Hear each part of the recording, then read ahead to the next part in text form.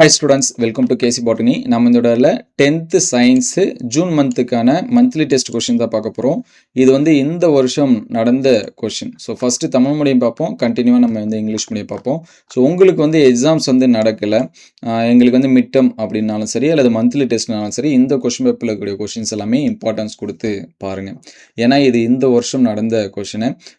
நிறைய டிஸ்ட்ரிக்டில் பார்த்தீங்கன்னா மந்த்லி டெஸ்ட்டும் நடக்குது, அதே போல் மிட் டேர்மும் என்ன பண்ணுறாங்க அப்படின்னா நடக்குது. சரிங்களா? அதனால் இது எல்லாமே மாடலாக யூஸ் பண்ணுங்கள். ஆல்ரெடி லாஸ்ட் இயர் நடந்த கொஷின்ஸ் எல்லாமே ஷேர் பண்ணியிருந்தோம். இது ரெண்டுத்தையும் நீங்கள் கம்பேர் பண்ணி பாருங்கள். இதோட பிடிஎஃப் எல்லாமே நம்மளோட வாட்ஸ்அப் குரூப்பில் இருக்குது. இன்ஸ்டாகிராம்லேயும் நம்ம போஸ்ட் போட்டுட்ருக்கோம்.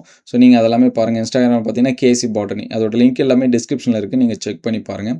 ஸோ இதில் 2 மார்க்ஸ் பாருங்கள். நிலைமம், திருப்புத்திறனோட தத்துவம், உப்பு அணு நிறை, அவகேட்ரா விதி.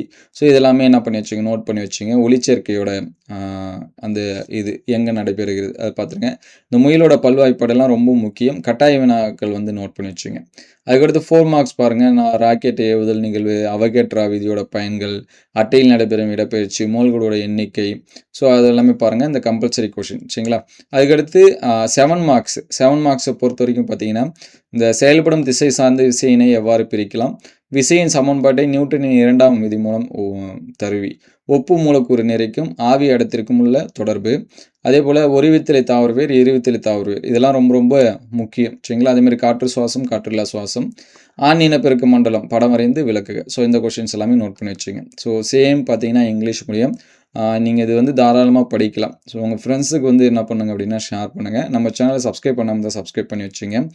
மற்ற சப்ஜெக்ட்டுக்கு வேணும் அப்படின்னா எந்த சப்ஜெக்ட்டுக்கு வேணும் அப்படிங்கிறத கமெண்ட் பண்ணுங்கள். அடுத்தடுத்த வீடியோவில் மற்ற சப்ஜெக்ட்டுக்கு நம்ம என்ன பண்ணுவோம், அப்டேட் பண்ணுவோம். ஸோ சயின்ஸை பொறுத்த வரைக்கும் இந்த கொஷின்ஸ் பாருங்கள். எனக்கு ப்ரீவியஸ் இயர் கொஷின் வேணும் அப்படின்னா ஆல்ரெடி ஷார்ட்ஸில் நம்ம ஷேர் பண்ணிட்டோம்.